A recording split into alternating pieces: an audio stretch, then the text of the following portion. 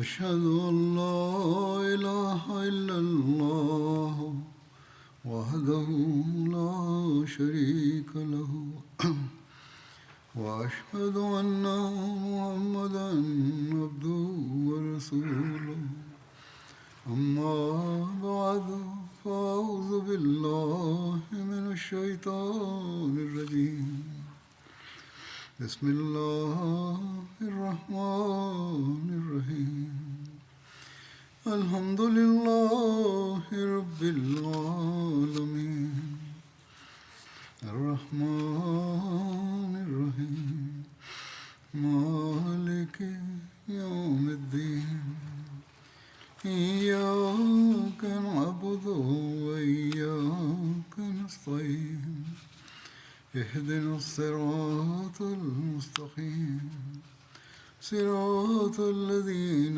أنعمت عليهم غير المغضوب عليهم ولا الضالين. ஹுதைபியா சமரச உடன்படிக்கை நிகழ்வு பற்றி கூறப்பட்டு வருகிறது. இதன் மேற்கொண்ட விபரத்தை எடுத்துரைப்பேன். இந்த தருணத்தில் சஹாபாவுக்கு காவல் பணி ஒப்படைக்கப்பட்டிருந்தது.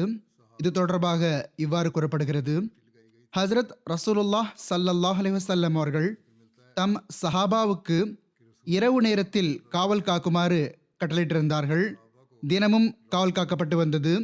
3 பேர் மாற்றி மாற்றி காவல் காத்து வந்தார்கள். அவர்களில் ஹஸ்ரத் ஔஸ் பின் ஹவுலி, அப்பாத் பின் பிஷ்ர் மற்றும் முஹம்மத் பின் மஸ்லமா ரலியல்லாஹு அன்ஹும் ஆகியோர் இருந்தார்கள். ஓரிரவு ஹஸ்ரத் முஹம்மத் பின் மஸ்லமா ரலியல்லாஹு அன்ஹு அவர்கள் ஹஸ்ரத் நபி ஸல்லல்லாஹு அலைஹி வஸல்லம் அவர்களுக்கு காவலாக நியமிக்கப்பட்டிருந்தார்கள். அப்பொழுது குறைஷியர்கள் மிக்ரஸ் பின் ஹப்ஸின் கண்காணிப்பில் 50 பேரை அனுப்பினர். அவர்களுக்கு இவ்வாறு கட்டளையிட்டிருந்தார்கள்: யாராவது முஸ்லிமை கொல்வதை அல்லது திடீரென்று அவர்களுக்கு ஏதாவது இழப்பு ஏற்படுத்துவதை எதிர்பார்த்த வண்ணம் ஹஜ்ரத் நபிகள் நாயகம் ஸல்லல்லாஹு அலைஹி வஸல்லம் அவர்களை சுற்றி வாருங்கள். ஹஜ்ரத் முஹம்மத் பின் மஸ்லமா அவர்களை பிடித்து விட்டார்கள். ஹஜ்ரத் ரசூலுல்லாஹ் ஸல்லல்லாஹு அலைஹி வஸல்லம் அவர்களிடம் கொண்டு வந்தார்கள். மிக்ரஸ் ஓடிவிட்டான். அவன் தன் கூட்டாளிகளை எச்சரித்தும் விட்டான். இதனால் மிக்ரஸ் ஏமாற்று மனிதனாவான் என்ற ஹஜ்ரத் நபிகள் நாயகம் ஸல்லல்லாஹு அலைஹி வஸல்லம் அவர்களின் அந்த கூற்றும் வெளிப்பட்டு விட்டது. இது பற்றி கடந்த ஹுத்பாவில் கூறப்பட்டிருந்தது. முஸ்லிம்களில் சிலர் ஹஜ்ரத் ரசூலுல்லாஹ் ஸல்லல்லாஹு அலைஹி வஸல்லம் அவர்களின் அனுமதியுடன் மக்காவில் நுழைந்ததாகவும் கூறப்படுகிறது. அவர்களில் குர்ஸ் பின் ஜாபிர் ஃபஹரி, அப்துல்லா பின் சுஹைல், அப்துல்லா பின் ஹுசைஃபா சஹ்மி, அபு ரூம் பின் உமைர், அப்தரி, அயாஷ் பின் அபி ரபிஆ, ஹிஷாம் பின் ஆஸ், அபு ஹாத்திப் பின் அம்ர், உமைர் பின் பஹப், ஹாத்திப் பின் அபி பல்தா மற்றும் அப்துல்லா பின் உமையா ஆகியோர் இருந்தார்கள். இவர்கள் எல்லாரும் ஹதரத் உஸ்மான் ரலியல்லாஹு அன்ஹு அவர்களின் பாதுகாப்பில் மக்காவில் நுழைந்தார்கள். ஒளிந்தவாறு நுழைந்தார்கள் என்றும் கூறப்படுகிறது. பல்வேறு அறிவிப்புகள் உள்ளன. இந்த முஸ்லிம்கள் பற்றி குறைஷியர்களுக்கு தெரிய வந்ததும் அவர்கள் இவர்களை பிடித்து கொண்டார்கள். குறைஷியர்களுக்கு தங்களுடைய கூட்டாளிகள் பிடிபட்ட செய்தியும் கிடைத்துவிட்டது. அவர்களை ஹஜ்ரத் முஹம்மத் பின் மஸ்லமா ரலியல்லாஹு அன்ஹு அவர்கள் பிடித்து வைத்திருந்தார்கள். குறைஷியர்களுக்கு அவர்களுடைய 50 பேர் முஸ்லிம்களின் கைதிகளாகிவிட்டனர் என்ற செய்தி கிடைத்ததும் பிறகு குறைஷியர்களின் ஆயுதம் ஏந்திய இன்னொரு படை ஹஜ்ரத் நபிகள் நாயகம் ஸல்லல்லாஹு அலைஹி வஸல்லம் அவர்கள் மற்றும் அன்னாருடைய சஹாபாவை நோக்கி வந்து முஸ்லிம்கள் மீது தாக்குதல் தொடுத்துவிட்டது. அவர்கள் அம்புகளையும் கற்களையும் எரிய ஆரம்பித்தனர். இணை வைப்பாளர்களின் 12 குதிரை வீரர்களை முஸ்லிம்கள் பிடித்து விட்டார்கள். முஸ்லிம்களில் ஹஜ்ரத் இப்னு ஜுனைம் ஷஹீதாகிவிட்டார்கள். குறைஷியர்கள் அவர்களை அம்பெறிந்து கொன்றுவிட்டிருந்தார்கள். பிறகு குறைஷியர்கள் ஹஜ்ரத் ரசூலுல்லாஹ் ஸல்லல்லாஹு அலைஹி வஸல்லம் அவர்களிடம் ஒரு கூட்டத்தை அனுப்பினார்கள். அவர்களில் சுஹைல் பின் அம்ர் என்பவரும் இருந்தார். ஹஜ்ரத் ரசூலுல்லாஹ் ஸல்லல்லாஹு அலைஹி வஸல்லம் அவர்கள் தொலைவிலிருந்து அவரை கண்டதுமே சஹாபாவிடம், சுஹைல் மூலமாக உங்களுக்கு விவகாரம் சஹல், அதாவது எளிமையாகிவிட்டது என்று கூறினார்கள். அப்பொழுது சுஹைல் ஹஜ்ரத் ரசூலுல்லாஹ் ஸல்லல்லாஹு அலைஹி வஸல்லம் அவர்களிடம் வந்து சேர்ந்து, உங்களுடைய தோழர்கள், அதாவது உஸ்மான் அவர்கள் மற்றும் மற்ற சஹாபா 10 பேரை சிறைப்பிடித்ததிலும் எங்களுடைய மக்கள் சிலர் உங்களுடன் சண்டையிட்ட விஷயத்திலும் எங்களுடைய கருத்து கூறும் மனிதர் எவரும் இணைந்திருக்கவில்லை. எங்களுக்கு இது பற்றி தெரிய வந்தபோது நாங்கள் இதை மிகவும் வெறுத்தோம். எங்களுக்கு இது பற்றி எதுவும் தெரியாது. அது எங்களில் சீர்கெட்ட மக்களின் வேலையாக இருந்தது. எனவே 2 தடவையில் நீங்கள் பிடித்துள்ள எங்களுடைய ஆட்களை எங்களிடம் திருப்பி அனுப்பிவிடுங்கள் என்று கூறினார். அதற்கு ஹஜ்ரத் ரசூலுல்லாஹ் ஸல்லல்லாஹு அலைஹி வஸல்லம் அவர்கள், நீ என் தோழர்களை விடாதவரை நான் அவர்களை அனுப்ப மாட்டேன் என்று கூறினார்கள். இதனால் அவர்கள் எல்லாரும் சரி, நாங்கள் அவர்களை விட்டுவிடுகிறோம் என்று கூறினார்கள். இதனால் குறைஷியர்கள் ஹஜ்ரத் உஸ்மான் ரலியல்லாஹு அன்ஹு அவர்களையும் மற்ற 10 சஹாபாவையும் திருப்பி அனுப்பிவிட்டார்கள்.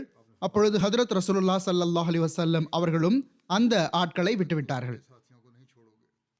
இப்பொழுது கூறப்பட்டது போன்று இதற்கு முன்னரும் கடந்த குத்பாவிலும் ஹஜ்ரத் உஸ்மான் ரலியல்லாஹு அன்ஹு அவர்கள் தொடர்பாக இதை கூறிவிட்டேன். அதாவது காஃபிர்கள் அவர்களை பிடித்துக் கொண்டார்கள். இந்த செய்தி ஹஜ்ரத் ரசூலுல்லாஹ் ஸல்லல்லாஹு அலைஹி வஸல்லம் அவர்களை சென்றடைந்ததும் ஹஜ்ரத் ரசூலுல்லாஹ் ஸல்லல்லாஹு அலைஹி வஸல்லம் அவர்கள் சஹாபாவிடம் ஒரு பைஅத் வாங்கினார்கள், ஓர் உறுதிமொழி வாங்கினார்கள். அதை பைத்துர் ரிஸ்வான் என்பார்கள்.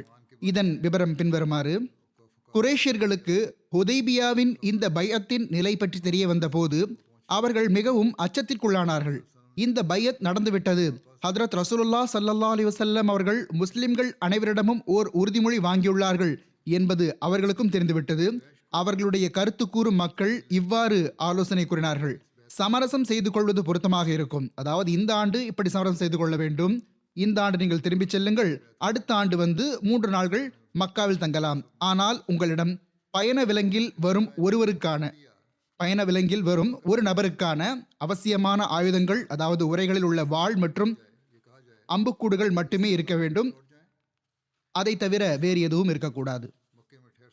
இந்த ஆலோசனைக்கு பிறகு குறைஷியர்கள் 2வது முறை சுஹைல் பின் அம்ரை அனுப்பினார்கள். அவருடன் மிக்ரஸ் பின் ஹப்ஸ் மற்றும் ஹுவைத்தப் பின் அப்துல் உஸ்ஸா ஆகியோரும் இருந்தார்கள். இந்த மக்கள் ஹஜ்ரத் ரசூலுல்லாஹ் ஸல்லல்லாஹு அலைஹி வஸல்லம் அவர்களிடம் இந்த ஆலோசனையை கொண்டு வந்தார்கள்: இந்த ஆண்டோ நீங்கள் உம்ரா செய்யாமலேயே திரும்பி சென்று விடுங்கள். அப்போதுதான் நீங்கள் உங்களது ஆற்றலால் குறைஷியர்களின் விருப்பத்துக்கு எதிராக மக்காவில் நுழைந்து விட்டீர்கள் என அரேபியர்கள் யாரும் கூற மாட்டார்கள். அடுத்த ஆண்டு உம்ராவுக்காக மீண்டும் வந்துவிடுங்கள். ஆக சுஹேல் முன்னால் வந்தபோது ஹஜ்ரத் ரசூலுல்லாஹ் ஸல்லல்லாஹு அலைஹி வஸல்லம் அவர்கள் தொலைவில் இருந்து அவரை பார்த்துவிட்டு இவ்வாறு கூறினார்கள்: இவரை மீண்டும் அனுப்பியதன் பொருள் குறைஷியர்கள் சமரசம் செய்து கொள்ள எண்ணியுள்ளார்கள் என்பதாகும்.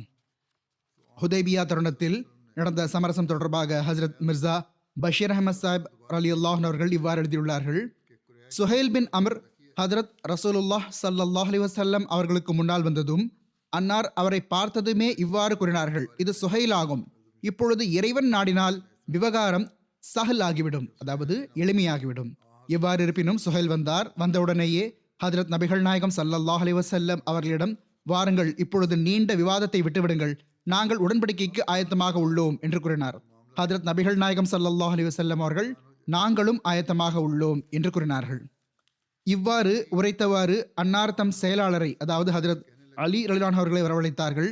நிபந்தனைகள் பற்றி ஒரு பொதுவான விவாதம் ஏற்கனவே நடைபெற்று விட்டிருந்தது. விபரங்கள் உடனுக்குடன் முடிவாக இருந்தது. எனவே எழுத்தர் வந்தவுடனேயே ஹஜ்ரத் ரசூலுல்லாஹ் ஸல்லல்லாஹு அலைஹி வஸல்லம் அவர்கள் எழுதுவீராக என்று கூறினார்கள். ஹஜ்ரத் அலி ரலியல்லாஹு அன்ஹு அவர்களிடம் எழுதுவீராக என்று கூறினார்கள். ஹுசூர் ஸல்லல்லாஹு அலைஹி வஸல்லம் அவர்கள் தாமே எழுத வைக்க துவங்கினார்கள். அப்போது பிஸ்மில்லாஹ் ரஹ்மானிர் ரஹீம் என்பதிலிருந்து துவங்கினார்கள். சுஹைல் சமரசம் செய்து கொள்வதற்கோ ஆயத்தமாக இருந்தார்தான். ஆனால் குறைஷியர்களின் உரிமைகளை பாதுகாப்பதற்காகவும் மக்கத்தினரின் கண்ணியத்திற்காகவும் மிகவும் எச்சரிக்கையுடன் இருக்க விரும்பியிருந்தார். அவர் உடனடியாக, இந்த ரஹ்மான் எனும் சொல் எப்படி? எங்களுக்கு அவனை தெரியாது. எப்பொழுதும் அரேபிய மக்கள் எப்படி எழுதி வருகிறார்களோ அதே போன்று எழுதுங்கள். அதாவது பிஸ்மிக் அல்லாஹும்ம, பிஸ்மில்லாஹ் ரஹ்மான் ரஹீம் என்று எழுதக்கூடாது.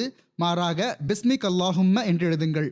மறுபக்கம் முஸ்லிம்களுக்கும் சமுதாயத்தின் கண்ணியம் மற்றும் மார்க்கத்தின் தன்மானம் பற்றிய விஷயம் இருந்தது. அவர்களும் அந்த மாற்றத்தினால் உடனடியாக அதிர்ச்சியடைந்தனர். அவர்கள், நாங்களோ கண்டிப்பாக பிஸ்மில்லாஹ் ரஹ்மான் ரஹீம் என்றே எழுதுவோம் என்று கூறினார்கள். ஆனால் ஹஜ்ரத் ரசூலுல்லாஹ் ஸல்லல்லாஹு அலைஹி வஸல்லம் அவர்கள், இல்லை, இதில் எந்த தவறும் இல்லை, சுஹைல் சொல்வது போன்று எழுதி கொள்ளுங்கள் என்று கூறி முஸ்லிம்களை அமைதியாக்கிவிட்டார்கள். எனவே பிஸ்மிக் அல்லாஹும்ம என்ற சொற்கள் எழுதப்பட்டன. இதற்கு பிறகு ஹஜ்ரத் ரசூலுல்லாஹ் ஸல்லல்லாஹு அலைஹி வஸல்லம் அவர்கள் கூறினார்கள், எழுதுங்கள், இது முஹம்மது ரசூலுல்லாஹ் ஸல்லல்லாஹு அலைஹி வஸல்லம் செய்து கொண்ட உடன்படிக்கையாகும். சுஹைல் மீண்டும் தடுத்து, இந்த ரசூலுல்லாஹ் என்ற சொல்லை நாங்கள் எழுதவிட மாட்டோம். நீங்கள் அல்லாஹ்வின் தூதர் என்ற விஷயத்தை நாங்கள் ஏற்றுக்கொண்டால் பிறகோ இந்த சண்டைகள் எல்லாமே முடிந்து போய் விடுகிறது.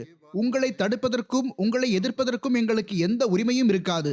எனவே எங்கள் பகுதியில் உள்ள வழிமுறை போன்று முஹம்மத் பின் அப்துல்லாஹ் இந்த உடன்படிக்கையை செய்துள்ளார் என்ற சொற்களை மட்டும் எழுதுங்கள் என்று கூறினார். ஹஜ்ரத் ரசூலுல்லாஹ் ஸல்லல்லாஹு அலைஹி வஸல்லம் அவர்கள் கூறினார்கள், நீங்கள் ஏற்றுக்கொண்டாலும் ஏற்றுக்கொள்ளாவிட்டாலும் நான் அல்லாஹ்வின் தூதராவேன் தான். ஆனால் நான் முஹம்மத் பின் அப்துல்லாவின் மகன் முஹம்மத் ஆகவும் இருக்கிறேன் என்பதனால், சரி இதுவே இருக்கட்டும், இவ்வாறு எழுதிக் கொள்ளுங்கள், முஹம்மத் பின் அப்துல்லாஹ் இந்த உடன்படிக்கை செய்துள்ளார் என்று எழுதுங்கள்.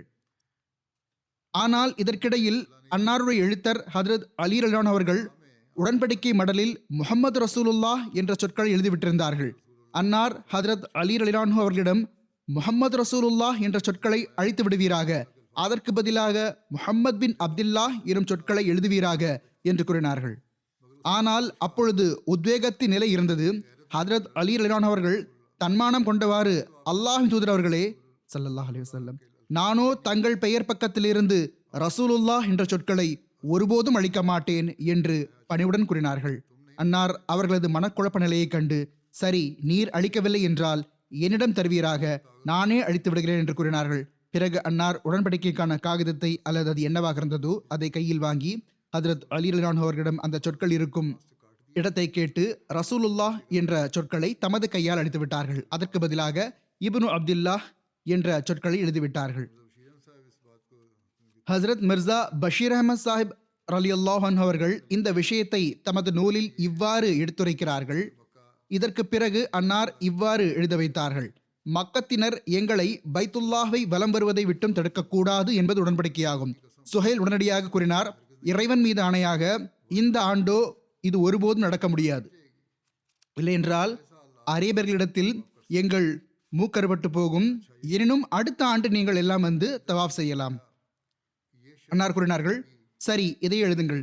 பிறகு சுஹைல் தன் தரப்பிலிருந்து இவ்வாறு எழுத வைத்தார், மக்கத்தினரில் எவரும் தான் முஸ்லிமாக இருந்தாலும் முஸ்லிம்களுடன் சென்று இணைந்து கொள்ள முடியாது. ஒருவேளை இப்படி எவரும் முஸ்லிம்களிடம் செல்வாராயின் அவரை திருப்பி அனுப்பிவிட வேண்டும். சஹாபா பெருமக்கள், சுப்ஹான் அல்லாஹ், ஒருவர் முஸ்லிமாகி வந்து நாங்கள் எப்படி அவரை திருப்பி அனுப்ப முடியும் என்று கூச்சல் எழுப்பினார்கள். எவ்வாறு இருப்பினும் இந்த உடன்படிக்கை எழுத வைக்கப்பட்டு கொண்டிருந்தது. இதற்கிடையிலேயே திடீரென்று ஹஜ்ரத் அபு ஜந்தல் பின் சுஹைல் ரலியல்லாஹு அவர்கள் வந்துவிட்டார்கள். அவர்களுடைய கால்களில் சங்கிலிகள் இருந்தன. அவர்கள் கண்ணியத்திற்குரிய மக்காவின் தாழ்வான பகுதியில் இருந்து வெளியே வந்தார்கள். தாம் முஸ்லிம்கள் முன் விழுந்து விட்டார்கள். உடன்படிக்கை எழுத வைத்துக் கொண்டிருந்தது. இவர்களின் தந்தை சுஹைல் ஆவார். இவர்கள் அவர் மகனாவார்கள். முஸ்லிம் ஆகிவிட்டிருந்தார்கள். இவர்களின் தந்தை சுஹைல் இவர்களை சங்கிலியால் கட்டி சிறைபிடித்து வைத்திருந்தார். இவர்கள் சிறைச்சாலையில் இருந்து வெளியேறி பொதுவான வழியை விட்டு விலகி மலைகள் வழியாக சென்றவாறு ஹுதைபியாவுக்கு வந்து விட்டார்கள். முஸ்லிம்கள் இவர்களை வரவேற்றார்கள், வாழ்த்து தெரிவித்தார்கள். ஹஜ்ரத் அபு ஜந்தல் ரலியல்லாஹு அவர்களின் தந்தை இவர்களை பார்த்ததும் இவர்கள் பக்கம் எழுந்து நின்றார். இவர்களது முகத்தில் முட்களை கொண்ட கிளையால் அடித்தார்.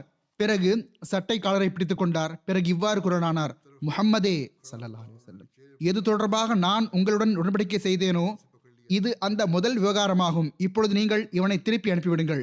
அப்பொழுது ஹஜ்ரத் ரசூலுல்லாஹ் ஸல்லல்லாஹு அலைஹி வஸல்லம் அவர்கள் கூறினார்கள், இதுவரை சமரச உடன்படிக்கை முழுமையடையவில்லை. அப்போது சுஹைல் கூறினார், அல்லாஹ் மீதானையாக, அப்படியானால் நான் எந்த ஒரு விஷயத்திலும் உங்களுடன் சமரசம் செய்து கொள்ள மாட்டேன். பிறகு அன்னார், நீங்கள் அவரை எனக்காக விட்டுவிடுங்கள் என கூறினார்கள். அவரை எனக்காக விட்டுவிடுங்கள் என்று ஹஜ்ரத் நபிகள் நாயகம் ஸல்லல்லாஹு அலைஹி வஸல்லம் அவர்கள் பரிந்துரை செய்தார்கள். அதற்கு சுஹைல், நான் அவரை எந்நிலையிலும் விடப்போவதில்லை என்று கூறினார். அன்னார், இல்லை நீ அவரை விட்டுவிடு என்று கூறினார்கள். அதாவது மீண்டும் கூறினார்கள். அதற்கு சுஹைல், நான் ஒருபோதும் இப்படி செய்ய மாட்டேன் என்றார். அவருடன் இருந்த மிக்ரஸ் பின் ஹப்ஸ் மற்றும் ஹுவைத்தப் பின் அப்துல் உஸ்ஸா ஆகியோர் கூறினார்கள், நாங்கள் அவரை உங்களுக்காக விட்டுவிட்டோம். இருவரும் ஹஜ்ரத் அபு ஜந்தல் ரலியல்லாஹு அவர்களை பிடித்து ஒரு கூடாரத்தில் நுழைத்து விட்டார்கள். அவர்களுக்கு அனுமதி வழங்கிவிட்டார்கள். ஆனால் அவர்களின் தந்தை சுஹைல் மறுத்துவிட்டார். ஹஜ்ரத் அபு ஜந்தல் ரலியல்லாஹு அவர்கள், முஸ்லிம்களின் கூட்டமே, இப்பொழுது நான் இணைவிப்பாளர்களிடம் திருப்பி அனுப்பப்படுவேனா? ஆனால் நானோ முஸ்லிமாகி வந்துள்ளேன். எனக்கு ஏற்பட்டுள்ள இன்னல்களையும் எனக்கு கடுமையான தண்டனை வழங்கப்படுவதையும் நீங்கள் பார்ப்பதில்லையா என கேட்டார்கள். ஹஜ்ரத் நபிகள் நாயகம் ஸல்லல்லாஹு அலைஹி வஸல்லம் அவர்கள் குரலை உயர்த்தி, அபு ஜந்தலே, பொறுமை காப்பீராக. நற்கூலிக்கான நம்பிக்கை வைப்பீராக. ஐயமின்றி அல்லாஹ் உமக்காகவும் பலவீனமான தோழர்களுக்காகவும் எளிமைக்கான விடுதலைக்கான வழியை உருவாக்கி விடுவான். நாம் சமுதாயத்தோடு சமரசத்திற்கான உடன்படிக்கை செய்துள்ளோம். நாம் இவர்களுக்கும் இவர்கள் எங்களுக்கும் வாக்குறுதி அளித்துள்ளார்கள்.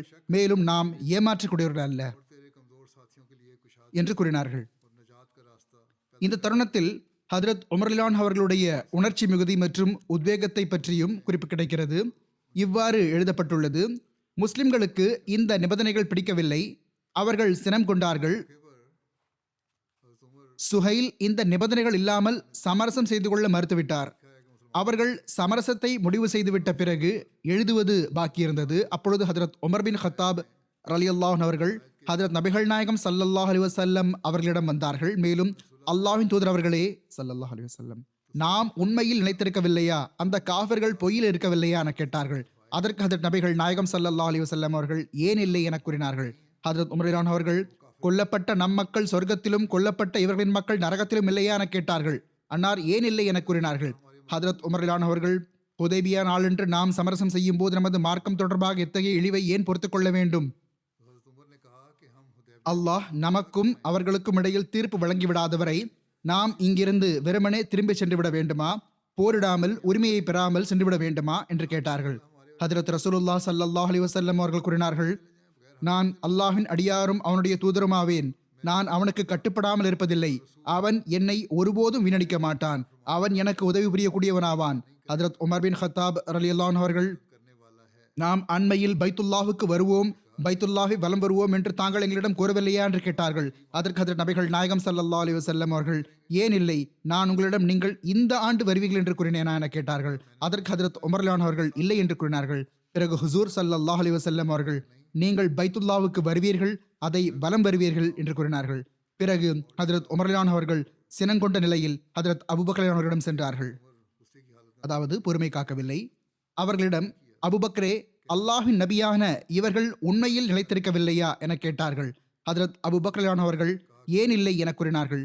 அடுத்து ஹதரத் உமர் அவர்கள், அந்த மக்கள் பொய்யிலும் நாம் உண்மையிலும் நிலைத்திருக்கவில்லையா?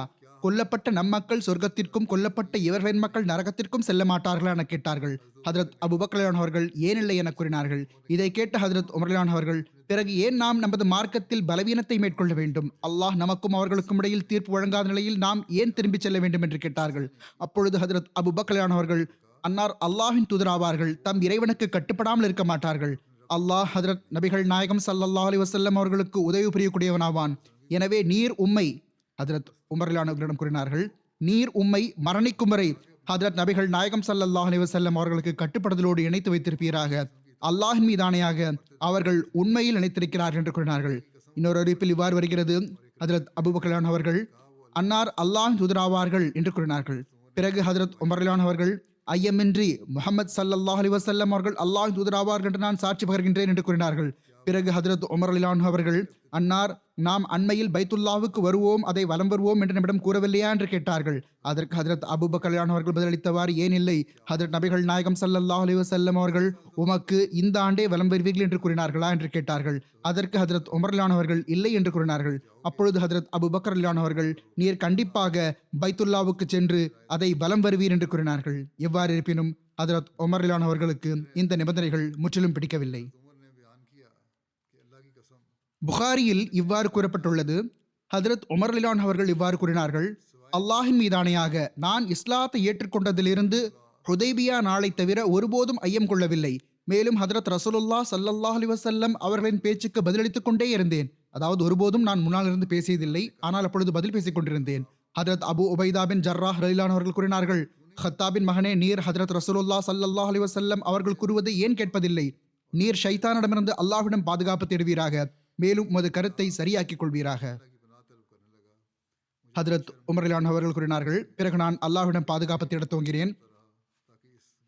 எனக்கு அவ்வளவு வெட்கம் எப்போதும் ஏற்பட்டதில்லை. பிறகு நான் கட்டளையை நிறைவேற்றாமல் துவக்கத்தில் இடைநிறுத்திய அந்த குற்றத்திற்கு மன்னிப்பு கிடைப்பதற்காக நற்செயல்களையும் செய்து வந்தேன். நான் ஹுதைபியா தருணத்தில் ஹதரத் ரசூலுல்லாஹ் ஸல்லல்லாஹு அலைஹி வஸல்லம் அவர்களுடன் செய்த உரையாடல் காரணமாக சதகா கொடுத்து கொண்டே வந்தேன், நோன்பு வைத்துக் கொண்டே சென்றேன், அடிமைகளை விடுவித்துக் கொண்டே சென்றேன்.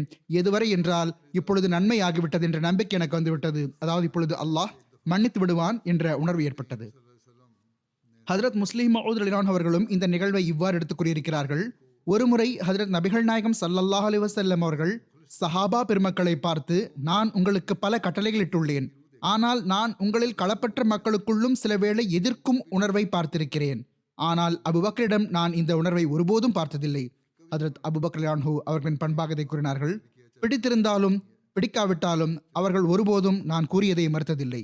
ஹதரத் முஸ்லிம் மவ்ஊத் ரலியல்லாஹு அன்ஹு அவர்கள் கூறுகிறார்கள், ஹுதைபியா சமரச உடன்படிக்கை தருணத்தில் ஹதரத் உமர் ரலியல்லாஹு அன்ஹு அவர்கள் போன்ற மாபெரும் மனிதரும் பதற்றமடைந்து விட்டார்கள். அவர்கள் இதே பதற்றமடைந்த நிலையில் ஹதரத் அபூபக்கர் ரலியல்லாஹு அன்ஹு அவர்களிடம் சென்றார்கள். மேலும் நாம் உம்ரா செய்வோம் என்று நம்மிடம் இறைவன் வாக்குறுதி அளித்திருக்கவில்லையா என்று கேட்டார்கள். அதற்கு அவர்கள், ஆம், இறைவனது வாக்குறுதி இருந்தது என்று கூறினார்கள். இறைவனிடம் அவன் நமக்கு உதவியும் ஆதரவும் வழங்குவதாக வாக்குறுதி அளித்திருக்கவில்லையா என கேட்டார்கள்.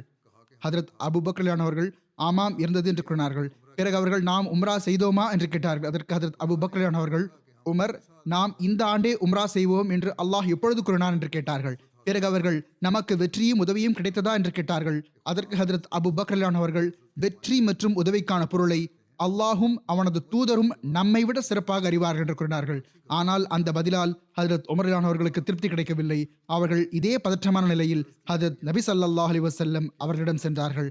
மேலும் அன்னாரிடம், அல்லாஹ்வின் தூதர் அவர்களே ஸல்லல்லாஹு அலைஹி வஸல்லம், நாம் வலம் வந்தவாறு மக்காவில் நுழைவோம் என்று இறைவன் வாக்குறுதி அளித்திருக்கவில்லையா என்று பணிவுடன் கேட்டார்கள்.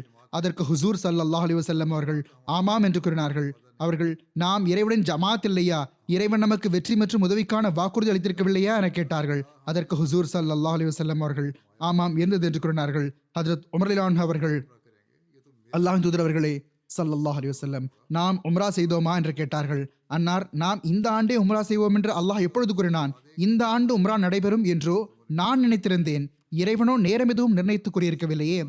அவர்கள், பிறகு வெற்றி மற்றும் உதவிக்கான வாக்குறுதிக்கு என்ன பொருள் என்று கேட்டார்கள். ஹதரத் உமர் ரலியல்லாஹு அன்ஹு அவர்கள் இந்த கேள்வியை கேட்டார்கள். ஹதரத் ரசூலுல்லாஹ் ஸல்லல்லாஹு அலைஹி வஸல்லம் அவர்கள் கூறினார்கள், இறையுதவி நிச்சயம் வரும், அவன் செய்த வாக்குறுதி என் நிலையிலும் நிறைவேறும். ஆக எந்த பதிலை ஹதரத் அபூபக்கர் ரலியல்லாஹு அன்ஹு அவர்கள் அளித்திருந்தார்களோ அதே பதிலை ஹதரத் நபிகள் நாயகம் ஸல்லல்லாஹு அலைஹி வஸல்லம் அவர்கள் வழங்கினார்கள்.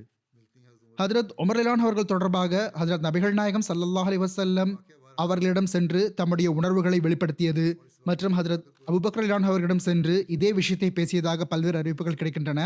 வரிசை வேறுபட்டிருக்கிறது, முன்னர் கூறியது போன்றும் இப்பொழுது கூறியது போன்றும், ஆனால் ஒரே நிகழ்வுதான். இது முன்னும் பின்னும் மாறுவதனாலும் இந்த நிகழ்வின் உண்மைத்துவத்தில் எந்த மாற்றமும் ஏற்படுவதில்லை. சமரச உடன்படிக்கை மடல் தொடர்பாக சீரத் ஹாத்தமுன் நபியின் நூலில் ஹதரத் மிர்சா பஷீர் அஹமத் சாஹிப் அவர்கள் இவ்வாறு எழுதுகிறார்கள், எவ்வாறாயினும் பெரும் விவாதத்திற்கு பிறகு இந்த உடன்படிக்கை முழுமையானது. ஏறத்தாழ எல்லா விஷயத்திலும் ஹதரத் ரசூலுல்லாஹ் ஸல்லல்லாஹு அலைஹி வஸல்லம் அவர்கள் தமது கூற்றை விட்டுவிட்டு குறைஷியர்களின் கோரிக்கைகளை ஏற்றுக்கொண்டார்கள். இறை நாட்டத்தின்படி பைத்துல்லாவின் கண்ணியத்துக்காக குறைஷியர்கள் தரப்பிலிருந்து எந்த கோரிக்கை வைக்கப்பட்டாலும் அது ஏற்றுக்கொள்ளப்படும், எந்நிலையிலும் ஹரமுடைய கண்ணியம் காக்கப்படும் என்ற தமது உறுதிமொழியை முழு நன்றியுணர்வுடன் நிறைவேற்றினார்கள். அந்த உடன்படிக்கை நிபந்தனைகள் கீழ்வருமாறு: 1. ஹதரத் நபிகள் நாயகம் ஸல்லல்லாஹு அலைஹி வஸல்லம் அவர்களும் அன்னாரின் தோழர்களும் இந்த ஆண்டு திரும்பி சென்றுவிட வேண்டும். 2. அடுத்த ஆண்டு அவர்கள் மக்கா வந்து உம்ராவுக்கான அம்சங்களை நிறைவேற்றலாம். எனினும் உரையிலிடப்பட்ட வாளை தவிர வேறு எந்த ஆயுதமும் உடன் இருக்கக்கூடாது. மேலும் மக்காவில் 3 நாள்களுக்கு மேல் தங்கக்கூடாது. 3. மக்கத்தினரில் எவராவது ஓர் ஆண் மதீனா சென்றால் அவர் முஸ்லிமாகவே இருந்தாலும் ஹதரத் நபிகள் நாயகம் ஸல்லல்லாஹு அலைஹி வஸல்லம் அவர்கள் அவருக்கு மதீனாவில் தஞ்சமளிக்கக்கூடாது, மாறாக திருப்பி அனுப்பிவிட வேண்டும். ஆக இது தொடர்பாக சஹி புகாரியின் சொற்கள் இவையாகும்.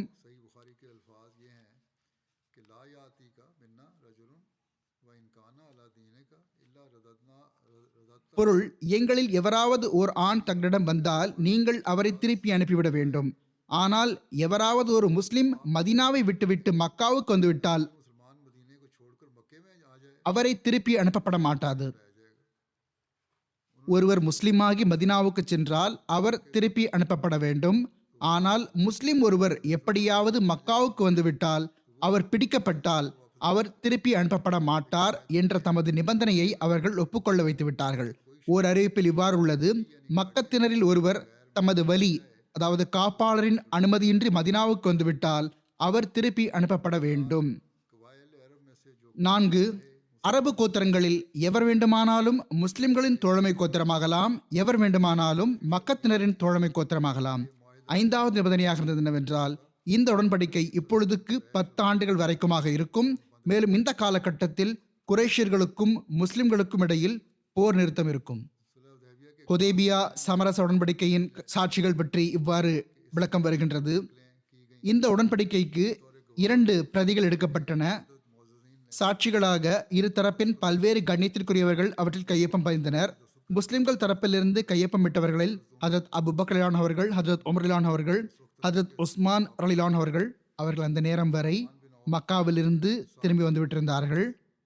அப்துல் ரஹ்மான் பின் ஆஃப் அவர்கள், சாத் பின் அபி வக்காஸ் அவர்கள் மற்றும் அபு ஒபைதா அவர்கள் ஆகியோர் இருந்தார்கள். உடன்படிக்கை முடிவடைந்த பிறகு சுஹைல் பின் அமர் உடன்படிக்கையின் ஒரு பிரதியை எடுத்துக்கொண்டு மக்காவை நோக்கி திரும்பி சென்று விட்டார். இன்னொரு பிரதி ஹஜரத் நபிகள் நாயகம் ஸல்லல்லாஹு அலைஹி வஸல்லம் அவர்களிடம் இருந்தது. சஹாபாவிடம் மன உளைச்சல் ஏற்பட்டது பற்றியும் கூறப்படுகிறது. முன்னரும் கூறப்பட்டிருந்தது போன்று ஹஜரத் ரசூலுல்லாஹ் ஸல்லல்லாஹு அலைஹி வஸல்லம் அவர்கள் இந்த எழுதும் விவகாரத்தை முடித்த பிறகு அன்னார்த்தம் சஹாபா பெருமக்களிடம், எழுந்திருங்கள், உங்களுடைய ஒட்டகங்களை அறுத்து விடுங்கள், பிறகு தலையை மழித்துக் கொள்ளுங்கள் என்று கூறினார்கள். அவர்கள் ஒருவர் கூட எழவில்லை. எதுவரை என்றால் ஹதரத் நபி ஸல்லல்லாஹு அலைஹி வஸல்லம் அவர்கள் இதையே 3 முறை கூறினார்கள். ஹதரத் மிர்சா பஷீர் அஹ்மத் சாஹிப் அவர்கள் இவ்வாறு எடுத்து கூறியுள்ளார்கள். இதை சுஹைல் திரும்பி சென்றதும் ஹதரத் நபிகள் நாயகம் ஸல்லல்லாஹு அலைஹி வஸல்லம் அவர்கள் சஹாபாவிடம், இதோ இப்பொழுது எழுந்திருங்கள், இங்கேயே உங்களுடைய குர்பானி விலங்குகளை அறுத்துவிட்டு தலையை மழித்துக் கொள்ளுங்கள். குர்பானிக்கு பிறகு தலையை சிரைத்துக் கொள்ளவோ அல்லது முடியை கத்தரித்துக் கொள்ளவோ படுகிறது. மேலும் திரும்பிச் செல்ல ஏற்பாடு செய்யுங்கள் என்று கூறினார்கள். ஆனால் சஹாபா பெருமக்களுக்கு வெளிப்படையில் இழிவுபடுத்தும் இந்த உடன்படிக்கையின் காரணமாக பெருந்துயரம் ஏற்பட்டிருந்தது. அத்துடன் அவர்களுக்கு ஹஜரத் நபிகள் நாயகம் ஸல்லல்லாஹு அலைஹி வஸல்லம் அவர்கள் ஒரு கனவின் அடிப்படையில் நம்மை இங்கு அழைத்து வந்தார்கள். அல்லாஹ் கனவில் பைத்துல்லாவை வலம் வரும் காட்சியும் காட்டியிருந்தான் என்ற விஷயத்தின் பக்கம் சிந்தனை செல்லும் போது அவர்களுடைய இயல்பு, சஹாபாவுடைய இயல்பு மிகவும் சோர்வடைய ஆரம்பித்து விட்டது. ஏறக்குறைய அவர்கள் உயிரற்றவர்களைப் போன்று அசைவற்று இருந்தார்கள். அவர்களுக்கு இறைவனின் தூதர் மீது முழுமையான ஈமான் இருந்தது. அவனது வாக்குறுதியின் மீது முழுமையான உறுதியான நம்பிக்கை இருந்தது. ஆனால் மனித தேவைகளின் அடிப்படையில், மனித எதிர்பார்ப்புகளுக்கு ஏற்ப அவர்களுடைய உள்ளங்கள் இந்த வெளிப்படையான தோல்வியினால் வேதனையடைந்திருந்தன. இது உடனடியான எதிர்வினையாக இருந்தது. எனவே ஹஜரத் நபிகள் நாயகம் ஸல்லல்லாஹு அலைஹி வஸல்லம் அவர்கள் அந்த மக்களிடம், இப்போது இங்கேயே குர்பான் விலங்குகளை அறுத்துவிடுங்கள். மக்காவில் நாம் நுழைந்தோமோ நுழையவில்லையோ, காபா ஆலயத்துக்கு சென்றோமோ இல்லையோ, வலம் வந்தோமோ இல்லையோ, இங்கு அமர்ந்துள்ளோம், குர்பான் கொடுத்து விடுங்கள், மேலும் திரும்பிச் செல்லுங்கள் என்று கூறிய போது எந்த ஒரு சஹாபியும் முன்னால் இருந்து அசையவில்லை. எவரும் தம் இடத்திலிருந்து நகரவில்லை. குர்பான் கொடுப்பதற்காக கொண்டு வந்திருந்தவர்கள் அனைவரும் அமர்ந்திருந்தார்கள். அவர்கள் ஹஜரத் நபிகள் நாயகம் ஸல்லல்லாஹு அலைஹி வஸல்லம் அவர்களுக்கு கட்டுப்படாதவர்களாக இருந்தார்கள் என்பதனால் அல்ல. நவுசுபில்லா, அவ்வாறு கூறுவதை விட்டும் நாம் அல்லாஹ்விடம் பாதுகாப்பு தேடுகிறோம். ஏனெனில் சஹாபாவை விட அதிகம் கட்டுப்படும் எந்த கூட்டமும் உலகில் இருந்திருக்கவில்லை. எனவே அவர்கள் கிளர்ச்சி செய்யும் விதமாகவோ அல்லது கட்டுப்படாத வகையிலோ இதை செயல்படுத்தாமல் இருக்கவில்லை. மாறாக எதனால் இருந்ததென்றால், வேதனை மற்றும் வெளிப்படையான இழிவுக்கான உணர்வு அவர்களை எந்த அளவுக்கு வலுவிழக்க செய்திருந்ததென்றால், அவர்கள் கேட்டும் கேட்காமல் இருந்தனர், பார்த்தும் அவர்களின் கண்கள் வேலை செய்யாமல் இருந்தன. ஹஜரத் நபிகள் நாயகம் ஸல்லல்லாஹு அலைஹி வஸல்லம் அவர்கள் தமது வழிகாட்டலை 2வது முறையாகவும் 3வது முறையாகவும் கூறினார்கள். ஆனால் எந்த ஒரு சஹாபியும் முன்னிருந்து அசையவில்லை. எனது கட்டளைப்படி யாரும் செயல்படவில்லையே என ஹஜரத் நபிகள் நாயகம் ஸல்லல்லாஹு அலைஹி வஸல்லம் அவர்களுக்கு பெரும் துயரம் ஏற்பட்டது. ஹுசூர் ஸல்லல்லாஹு அலைஹி வஸல்லம் அவர்கள் மௌனமாக தமது கூடாரத்திற்குள் சென்று விட்டார்கள். கூடாரத்திற்குள் ஹஜரத் நபி ஸல்லல்லாஹு அலைஹி வஸல்லம் அவர்களின் கண்ணியத்திற்குரிய துணைவியார் ஹஜரத் உம்மு சலமா ரலியல்லாஹு அன்ஹா அவர்கள் இந்த காட்சியை பார்த்து கொண்டிருந்தார்கள். அவர்கள் மிகவும் புத்தி கூர்மையுள்ள பெண்மணியாக இருந்தார்கள். அவர்கள் தம் கண்ணியத்திற்குரிய மற்றும் அன்பிற்குரிய கணவரை கவலை தோய்ந்த நிலையில் உள்ளே வர கண்டார்கள். மேலும் ஹஜரத் நபிகள் நாயகம் ஸல்லல்லாஹு அலைஹி வஸல்லம் அவர்களது அருளுக்குரிய நாவிலிருந்து அன்னாரது கவலை மற்றும் வேதனையின் விவரங்களை அறிந்து கொண்டார்கள். எனவே அனுதாபம் மற்றும் அன்பான விதத்தில் அல்லாஹ்வின் தூதர் அவர்களே ஸல்லல்லாஹு அலைஹி வஸல்லம், தாங்கள் வேதனை அடைய வேண்டாம். இறையருளால் தங்கள் சஹாபா கட்டுப்படாதவர்கள் அல்ல. ஆனால் இந்த சமரசத்திற்கான நிபந்தனைகள் அவர்களை துயரத்தால் பித்தி பிடித்தவர்களாக ஆக்கி வைத்துள்ளன. எனவே எனது ஆலோசனை என்னவென்றால், தாங்கள் அவர்களிடம் எதுவும் கூறாதீர்கள். மாறாக தாங்கள் மௌனமாக வெளியே சென்று தங்களது குர்பானுக்கான விலங்கை அறுத்துவிடுங்கள், தங்களது தலையை மழித்துக் கொள்ளுங்கள். பிறகு தங்கள் சஹாபா தாமாகவே தங்களை பின்பற்றுவார்கள். ஹஜ்ரத் நபிகள் நாயகம் ஸல்லல்லாஹு அலைஹி வஸல்லம் அவர்களுக்கு இந்த ஆலோசனை பிடித்துவிட்டது. அன்னார் வெளியே வருகை தந்து எதுவும் கூறாமல் தமது குர்பானுக்கான விலங்கை அறுத்து தமது தலையை மழித்துக் கொள்ள துவங்கிவிட்டார்கள். சஹாபா பெருமக்கள் இந்த காட்சியை பார்த்தபோது உறங்கிக் கொண்டிருக்கும் ஒருவர் சத்தம் ஏதும் கேட்டு திடீரென்று கண்விழித்துக் கொள்வது போன்று அவர்கள் அதிர்ந்து எழுந்து நின்றார்கள். மேலும் பித்து பிடித்தவர்களாக தம்முடைய விலங்குகளை அறுக்க துவங்கிவிட்டார்கள். ஒருவர் மற்றவரது தலையை மழிக்க துவங்கிவிட்டார்கள். ஆனால் துன்பம் எந்த அளவுக்கு மன உளைச்சலுக்கு ஆளாக்கி வைத்திருந்தது என்றால், அறிவிப்பாளர் கூறுகின்றார், அப்பொழுது நிலை எப்படி இருந்தது என்றால், முஸ்லிம்கள் ஒருவர் மற்றவர் தலையை மழித்தவாறு ஒருவர் மற்றவரது தலையை எங்கும் வெட்டி விடுவாரோ என்ற அச்சம் இருந்தது. இவ்வாறு இருப்பினும் ஹஜ்ரத் உம்மு சலமா ரலியல்லாஹு அன்ஹா அவர்களின் ஆலோசனை பயனளித்தது. ஹஜ்ரத் நபி ஸல்லல்லாஹு அலைஹி வஸல்லம் அவர்களது அருளுக்குரிய நாவின் சொற்கள் தற்காலிகமாக வெற்றியடையாமல் இருந்த அதே வேளையில் ஹுசூர் ஸல்லல்லாஹு அலைஹி வஸல்லம் அவர்களின் செயல் உறங்கிக் கொண்டிருந்தவர்களை அதிர வைத்து எழுப்பிவிட்டது. இதுவும் சிரத் ஹாத்தமுன் நபியின் நூலின் சான்றாகும். ஆக ஹுதைபியா என்னுமிடத்தில் ஹஜ்ரத் ரசூலுல்லாஹ் ஸல்லல்லாஹு அலைஹி வஸல்லம் அவர்கள் குர்பானுக்கான தமது ஒட்டகத்தை அறுத்துவிட்டதும், குர்பானிக்கான விலங்குகளில் பத்ரின் போர் செல்வங்களில் ஒன்றான அபூ ஜஹலின் ஒட்டகம் மேய்து கொண்டிருந்த போது அது ஓடிவிட்டது. அது விடப்பட்டிருந்தது, அது சென்று விட்டது. அதற்கு மாலை அணிவிக்கப்பட்டிருந்தது, அடையாளமிடப்பட்டிருந்தது. அது குர்பான் கொடுப்பதற்காக கொண்டு வரப்பட்டிருந்தது. அது சிறிது நேரத்திற்கு ஓடிப்போய்விட்டது. ஆனால் எவ்வாறாயினும் கடைசியில் அப்பொழுது பிடிக்கப்பட்டது. ஹஜ்ரத் ரசூலுல்லாஹ் ஸல்லல்லாஹு அலைஹி வஸல்லம் அவர்கள் அந்த ஒட்டகத்தை 7 பேர் சார்பாக அறுத்தார்கள். ஹஜ்ரத் ஜாபிர் ரலியல்லாஹு அன்ஹு அவர்கள் அறிவிக்கிறார்கள், ஹஜ்ரத் நபிகள் நாயகம் ஸல்லல்லாஹு அலைஹி வஸல்லம் அவர்கள் 70 விலங்குகளை அறுத்தார்கள். ஒரு விலங்கு 7 பேர் சார்பாக இருந்தது. அன்றைய நாள் நாங்கள் 1400 பேர் இருந்தோம். குர்பான் கொடுக்கும் மக்களை விட அதிகம் பேர் குர்பான் கொடுக்காதவர்கள் இருந்தார்கள். அவர்களுக்கு அவ்வளவு வசதி இருக்கவில்லை. ஹஜ்ரத் நபிகள் நாயகம் ஸல்லல்லாஹு அலைஹி வஸல்லம் அவர்கள் கண்ணியத்திற்குரிய பகுதிக்கு வெளியே தங்கியிருந்தார்கள். ஆனால் தொழுகைகளை கண்ணியத்திற்குரிய பகுதியில் நிறைவேற்றி வந்தார்கள். ஹஜ்ரத் ரசூலுல்லாஹ் ஸல்லல்லாஹு அலைஹி வஸல்லம் அவர்கள் குர்பானுக்கான தம்முடைய விலங்குகளிலிருந்து 20 விலங்குகளை அஸ்லம் கோத்திரத்தின் ஒரு நபரது கையில், அவர் அந்த விலங்குகளை மர்வாவுக்கு அருகில் குர்பான் கொடுப்பதற்காக கொடுத்தனுப்பினார்கள். ஹஜ்ரத் ரசூலுல்லாஹ் ஸல்லல்லாஹு அலைஹி வஸல்லம் அவர்கள் விலங்குகளை அறுத்து முடித்த பிறகு கூடாரத்திற்குள் சென்றார்கள். மேலும் ஹஜ்ரத் ஹராஷ் பின் உமையாவை அழைத்தார்கள். தமது தலையை மழிக்கச் செய்தார்கள். மேலும் தமது முடிகளை ஒரு பக்கமாக முட்களை கொண்ட பசுமையான மரத்தின் மீது போட்டுவிட்டார்கள். மக்கள் மரத்தின் மேலிருந்து முடிகளை எடுத்துக்கொண்டு தங்களுக்குள் பங்கிட்டுக் கொள்ளலானார்கள். ஹஜ்ரத் உம்மு அம்மாரா ரலியல்லாஹு அன்ஹா அவர்கள் அன்னாருடைய முடிகள் சிலவற்றை எடுத்தார்கள். அவர்கள் நோயாளிகளுக்காக அதை தண்ணீரில் போடுவார்கள். சிகிச்சைக்காகவும் நோயாளிக்கு அருந்து கொடுப்பார்கள். நோயாளிகள் சிலர் உடல்நலம் பெற்றதாக கூறப்படுகிறது. இன்னும் சொல்வதாயின் நலமாகி வந்தார்கள். அவற்றில் பரக்கத் இருந்தது. சஹாபா பெருமக்களில் சிலருடைய தலையை மழிக்க ஆரம்பித்தார்கள். முஸ்லிம்கள் தலையை மழித்து கொண்டார்கள். சிலர் தலையை சிரைத்துக் கொண்டார்கள். சிலர் முடியை கத்தரித்துக் கொண்டார்கள். அவர்களில் ஹஜ்ரத் உஸ்மான் ரலியல்லாஹு அவர்களும் ஹஜ்ரத் அபு கதாதா ரலியல்லாஹு அவர்களும் இருந்தார்கள். ஹஜ்ரத் ரசூலுல்லாஹ் ஸல்லல்லாஹு அலைஹி வஸல்லம் அவர்கள் தமது தலையை கூடாரத்திலிருந்து வெளியே நீட்டினார்கள். மேலும் ஹஜ்ரத் ரசூலுல்லாஹ் ஸல்லல்லாஹு அலைஹி வஸல்லம் அவர்கள் இவ்வாறு கூறிக்கொண்டிருந்தார்கள், அல்லாஹ் தலையை சிரைத்து கொண்டவர்கள் மீது கருணை புரிவானாக. ஹஜ்ரத் ரசூலுல்லாஹ் ஸல்லல்லாஹு அலைஹி வஸல்லம் அவர்களிடம் அல்லாஹ் தூதர் அவர்களே ஸல்லல்லாஹு அலைஹி வஸல்லம், முடியை கத்தரித்து கொண்டவர்கள் என்று கூறப்பட்டது, அதாவது வெட்டி கொண்டவர்கள் மீது. ஆக ஹஜ்ரத் ரசூலுல்லாஹ் ஸல்லல்லாஹு அலைஹி வஸல்லம் அவர்கள் அல்லாஹ் தலையை சிரைத்து கொண்டவர்கள் மீது கருணை புரிவானாக என்று 3 முறை கூறினார்கள். பிறகு 4வது முறை கத்தரித்து கொண்டவர்கள் மீது, அதாவது முடியை வெட்டி கொண்டவர்கள் மீதும் கருணை புரிவானாக என்று கூறினார்கள். அறிவிப்பில் வருகின்றது, ஹஜ்ரத் நபிகள் நாயகம் ஸல்லல்லாஹு அலைஹி வஸல்லம் அவர்கள் ஹுதைபியாவில் 19 நாள்கள் வரை தங்கியிருந்தார்கள். 20 இரவுகள் தங்கியிருந்ததாக கூறப்படுகிறது. முஹம்மத் பின் உமர் வாக்தி மற்றும் இப்னு சஅத் ஆகியோர் இதை குறிப்பிட்டுள்ளார்கள். ஹஜ்ரத் மிர்சா பஷீர் அஹமத் சாஹிப் ரலியல்லாஹு அன்ஹு அவர்கள் இதை இவ்வாறு எடுத்துரைத்துள்ளார்கள். குர்பான் கொடுப்பது போன்றவற்றை முடித்த பிறகு ஹஜ்ரத் ரசூலுல்லாஹ் ஸல்லல்லாஹு அலைஹி வஸல்லம் அவர்கள் மதீனா பக்கம் திரும்பிச் செல்லுமாறு ஆணையிட்டார்கள். அப்பொழுது அன்னார் ஹுதைபியாவுக்கு வந்து 20 நாள்களுக்கு சற்று குறைவான காலம் ஆகியிருந்தது. அன்னார் திரும்பிச் செல்லும் பயணத்தில் உஸ்பானுக்கு அருகில் குராவுல் ஹமீம் எனும் பகுதியை சென்றடைந்த போது அது இரவு நேரமாக இருந்தது. அப்பொழுது அன்னார் அறிவிப்பு செய்ய வைத்து சஹாபாவை ஒன்று திரட்டச் செய்தார்கள். மேலும் இவ்வாறு கூறினார்கள், இன்று இரவு எனக்கு ஒரு சூரா இறங்கியது. அது எனக்கு உலகின் அத்துணை விஷயங்களை காட்டிலும் அன்றிற்குரியதாகும். அது இதுவாகும்.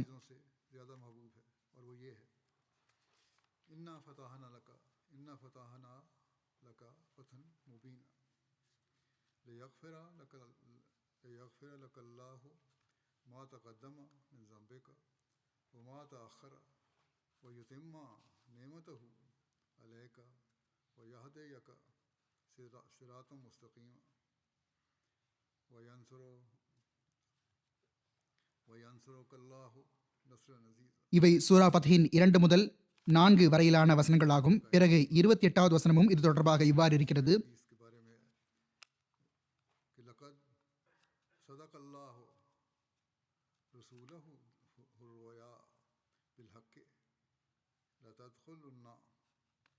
لتدخلن المسجد الحرام إن شاء الله آمنين محلقين رؤوسكم ومقصرين.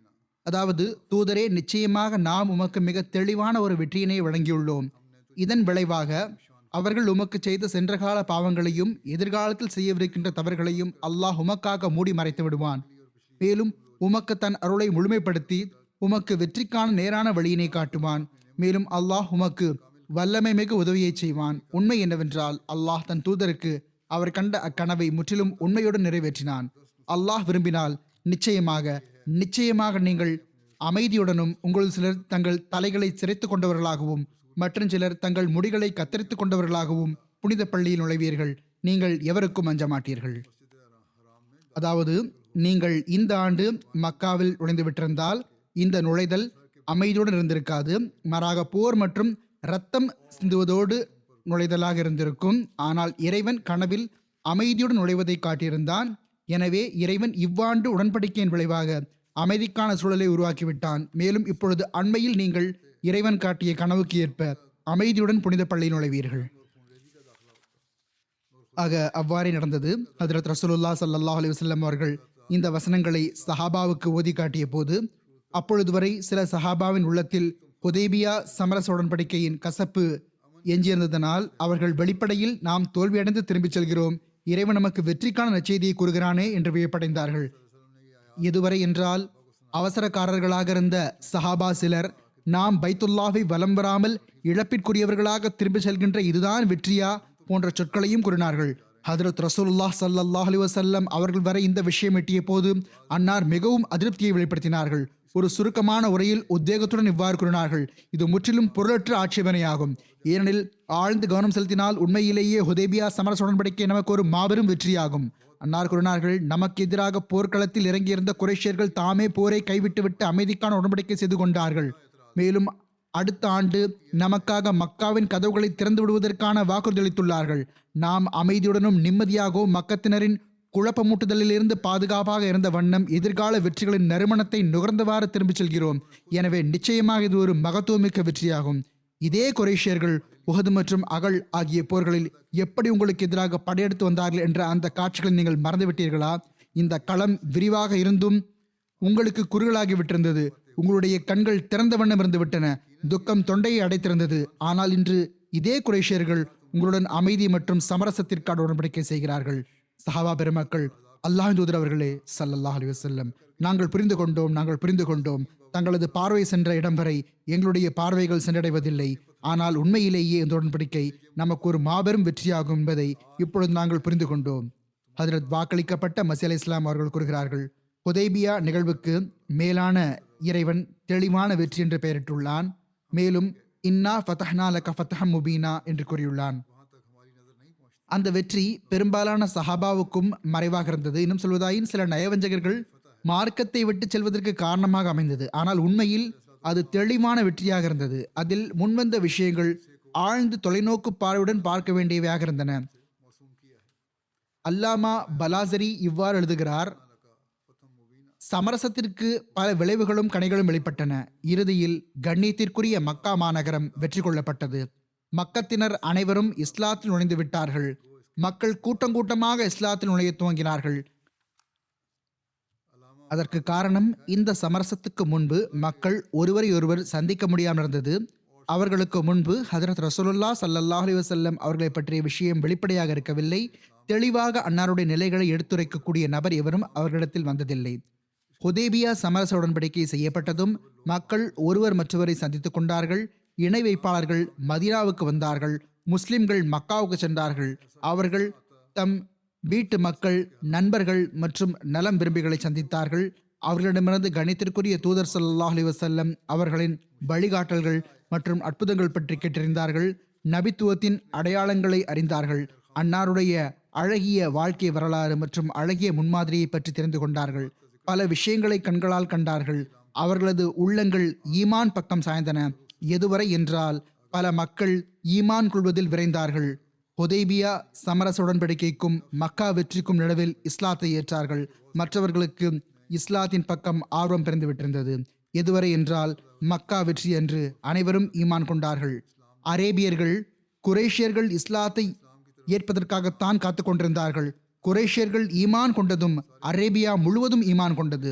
ஹதரத் வாக்களிக்கப்பட்ட மஸீஹ் அலைஹிஸ்ஸலாம் அவர்கள் கூறுகிறார்கள், ஹதரத் ரசூலுல்லாஹ் ஸல்லல்லாஹு அலைஹி வஸல்லம் அவர்கள் ஹுதைபியா சமரச உடன்படிக்கை செய்த போது ஹுதைபியா சமரச உடன்படிக்கையின் அருளுக்குரிய கனிகளில் ஒன்று இதுவும் ஆகும். அதாவது மக்களுக்கு அன்னாரிடம் வருவதற்கான வாய்ப்பு கிடைத்தது. அவர்கள் ஹதரத் ரசூலுல்லாஹ் ஸல்லல்லாஹு அலைஹி வஸல்லம் அவர்கள் கூறியவற்றை கேட்டார்கள். எனவே அவர்களில் நூற்றுக்கணக்கானோர் முஸ்லிம்களாகிவிட்டார்கள். அவர்கள் ஹதரத் ரசூலுல்லாஹ் ஸல்லல்லாஹு அலைஹி வஸல்லம் அவர்கள் கூறியவற்றை கேட்காதவரை அவர்களுக்கும் ஹதரத் ரசூலுல்லாஹ் ஸல்லல்லாஹு அலைஹி வஸல்லம் அவர்களுக்கும் இடையில் ஒரு சுவர் தடையாக இருந்தது. அது அன்னாருடைய அழகை, எழிலை அவர்கள் அறிந்து கொள்ளாமல் இருக்க செய்தது. மற்றவர்கள் பொய்யர் என்று கூறி வந்தது போன்றே அவர்களும் கூறி வந்தார்கள். மேலும் ஹுசூர் ஸல்லல்லாஹு அலைஹி வஸல்லம் அவர்கள் கொண்டு வந்திருந்த அந்த அருள்கள் மற்றும் பரக்கத்துகள் ஆகியவற்றிலிருந்து அவர்கள் இழப்பிற்குரியவர்களாக இருந்தார்கள்.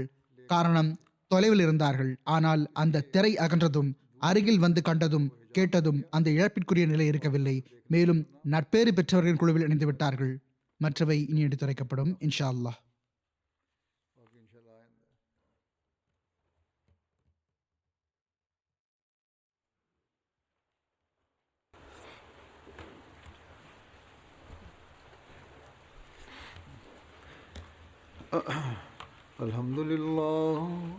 الحمد لله نحمده ونستعينه ونستغفره ونؤمن به ونتوكل عليه ونعوذ بالله من شرور أنفسنا ومن سيئات أعمالنا من يهده الله فلا مضل له ومن يضلل فلا هادي له ونشهد أن لا إله إلا الله ونشهد أن محمدا عبده ورسوله عباد الله رحمكم الله إن الله يأمر بالعدل والإحسان وإيتاء ذي القربى وينهى عن الفحشاء والمنكر